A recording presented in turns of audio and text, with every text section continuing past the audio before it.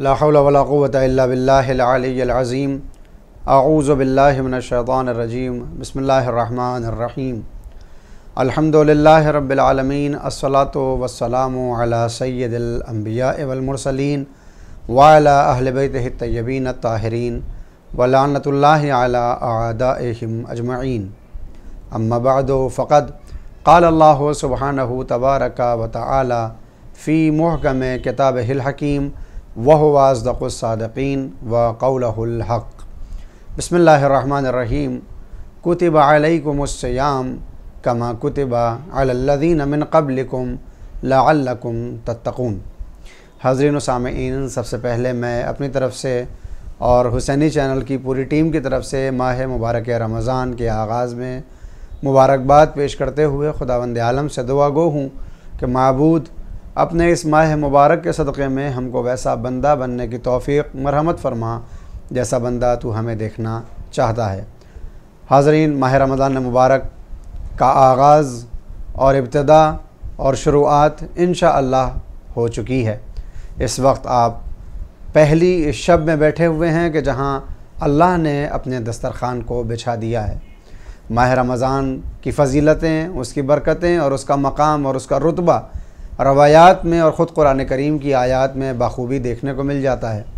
पैगम्बर इस्लाम ख़त्मी मरतबत हज़रत मोहम्मद मुस्तफ़ा सल्लल्लाहु अलैहि वसल्लम माह शाबानुल मुअज़्ज़म के इख्तिताम पर खुतबा शाबानिया में इस माह मुबारक रमज़ान की फ़जीलत, अज़मत और मकाम और मरतबे को बयान करने के लिए बाकायदा तौर पर एक खुतबा देते हैं कि जिसमें आपने मुसलमानों को मुतवज्जे किया है कि आने वाला माह खुदावंद आलम से मंसूब है। ये वो महीना है कि जिसमें खुदावंद आलम अपने दस्तरख़ान को बिछाता है, जिस पर उसकी नेमतें नाजिल होती हैं। यही वो महीना है कि जिसके लिए रवायात में मिलता है कि खुदा इस माह में जहन्नम के दरवाज़ों को बंद कर देता है और बहिश्त के दरवाज़ों को खोल देता है। हत्ता वो इब्लीस और वो शैतान के जो वसवसो फ़ी सुदूरिन नास, इंसान के सीने तक जाकर वसवसा करता है और राह खुदा से हटाकर अपना बंदा बनाने की कोशिश में लगा रहता है, इस महीने में उसको भी तौक़ सलासिल यानी ज़ंजीरों में जकड़कर बांध दिया जाता है। गोया ये वो महीना है कि जब इंसान अगर चाहे तो इब्लीस से दूर होने की वजह से, अल्लाह की रहमतों की बारिश होने की वजह से, जहन्नम के दरवाज़ों के बंद और जन्नत के दरवाज़ों के खुले होने की वजह से अपने आप को उस मकाम पर लेकर जा सकता है कि जिस मकाम पर पहुँचना हर इंसान के ऊपर लाजमी भी है और फ़र्ज़ भी। कि खुदावंद आलम ने ज़िंदगी और मौत को हदिया करने का मकसद भी यही बताया कि वो ये देखेगा और ये ज़िंदगी देता है, वो मौत देता है। अय्युकुम अहसनु अमला, ताकि वो आज़माए और जाने और समझे और देखे कि तुम में सबसे बेहतर अमल करने वाला कौन है।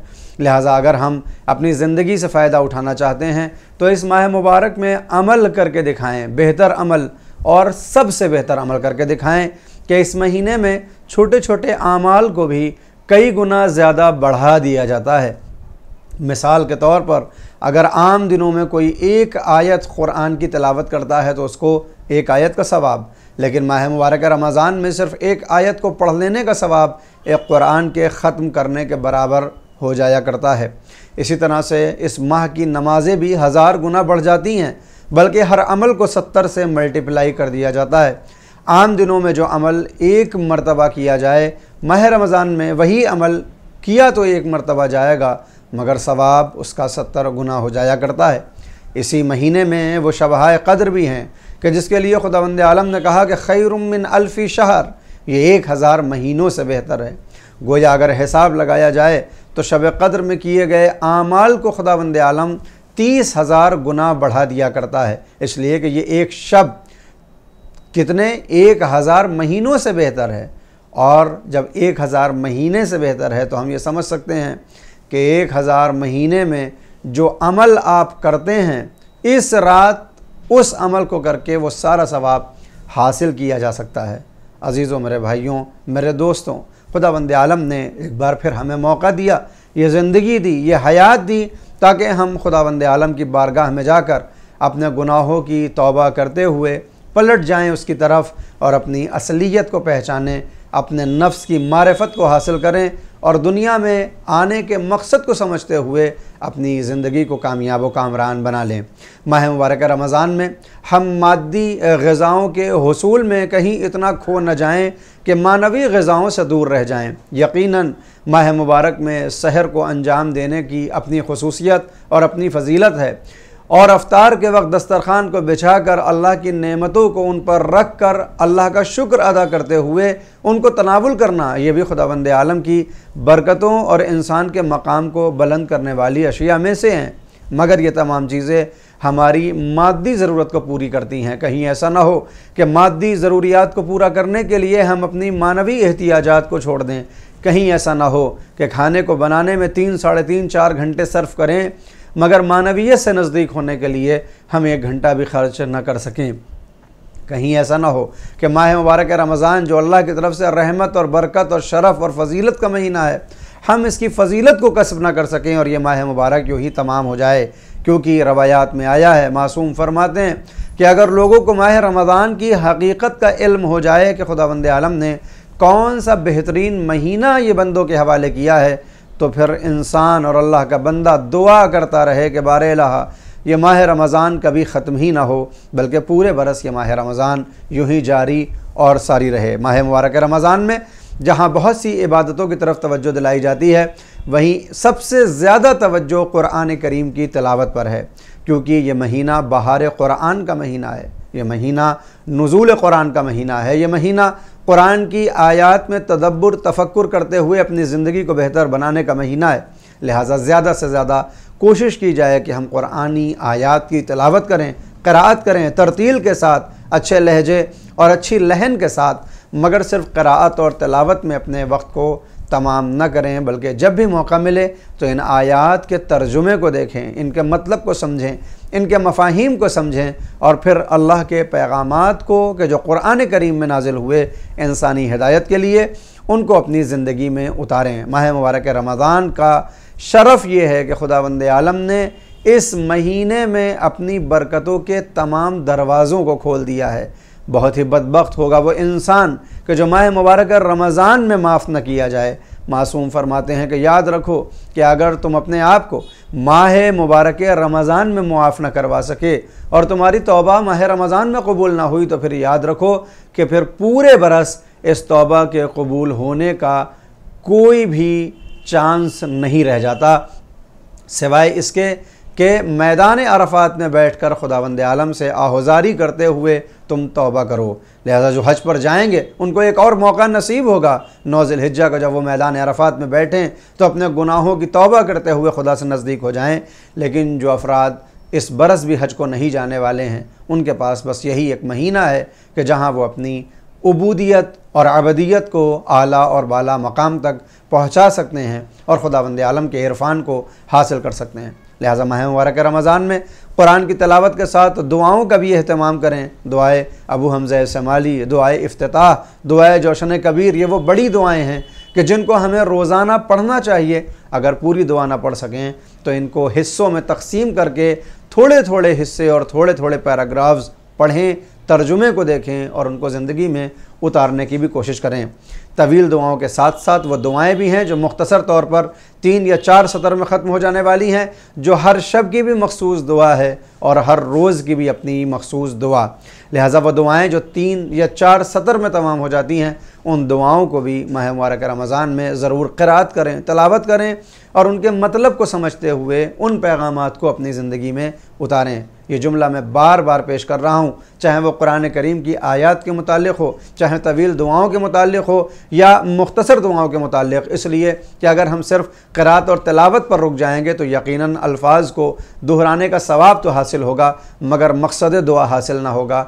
किसी भी आयत का मकसद, किसी भी दुआ का मकसद उस वक्त हासिल होगा जब हम उस दुआ या उस आयत को समझते हुए उसके पैगाम को अपनी ज़िंदगी में उतारने की कोशिश करेंगे। खुदावंद आलम से दुआ गो हैं कि मेरे अल्लाह, हम सबको इस माह मुबारक रमज़ान में अपनी इबादत और अपनी इताअत करने की तौफ़ीक़ मरहमत फरमा। माबूद, इस महीने में हमें तिलावत कुरान की हलावत के मज़े से बाकायदा तौर पर आशना कर दे कि जब हम क़िराअत और तिलावत करने लगें तो हमें वही मज़ा आए जो ज़ाकिरीन को आया करता है। इसलिए कि जब हम मुनाजात खमसता अशर यानी इमाम सज्जाद अलैहिस्सलातु वस्सलाम की 15 मुनाजात की तरफ रुजू करते हैं तो हमें वहाँ एक मुनाजात ज़ाकिरीन दिखाई देती है, यानी अल्लाह का ज़िक्र करने वालों की मुनाजात। और उस मुनाजात में दुआ करता है कि अल्लाह का ज़िक्र करने वाला कि मेरे अल्लाह मुझे अपने ज़िक्र की लज्जत दे दे, यानी खुदा के ज़िक्र में लज्जत है। अगर हकीकी माना में हम ज़ाकिर हो जाएँ तो हमें भी इस ज़िक्र में लज्जत महसूस होने लगेगी। इंशाअल्लाह 30 रोज़ मुसलसल आपकी खिदमत में हाज़िर रहूँगा। कुछ पैगामात खुदा, पैगामात अम्बिया, पैगामात अइम्मा को लेकर उन्हीं रवायात और आयात की रोशनी में इंशाअल्लाह कोशिश ये है कि वो मुख्तसर दुआएं जो रोज़ाना पढ़ी जाती हैं और रोज़ाना की अलग अलग दुआएं हैं उनका तर्जुमा पेश करूं और उनके पैगामात और उनके मैसेजेस को आपके सामने भी रखूं कि जो इंशाअल्लाह 12 से 15 मिनट के अंदर तमाम हो जाया करेंगे। आप हज़रात इस प्रोग्राम को ज़रूर देखें, इसलिए कि मैं बहुत कम वक्त में इंशाअल्लाह कोशिश करूँगा ज़्यादा से ज़्यादा बातें पहुँचा सकूँ। इसलिए कि माह मुबारक रमज़ान में अपने वक्त को सही जगह सर्फ और ख़र्च करना भी एक हुनर है। इसलिए कि आज सोशल मीडिया का दौर है, हर शख्स के पास कैमरा है, हर शख्स के पास मोबाइल, और हर एक के अंदर ये जज्बा है कि वो किसी भी तरह दीन की तबलीग करे और अल्लाह के पैगामात को लोगों तक पहुँचाए। लिहाजा आपके पास भी ऐसे क्लिप्स आते रहते होंगे, वीडियोज़ आते रहते होंगे, आपके पास इतना वक्त नहीं होगा कि आप तमाम क्लिप्स को देखें। लिहाजा कोशिश यही रहेगी कि 10, 12, 15 मिनट में अपनी बात को तमाम करूँ। इंशाअल्लाह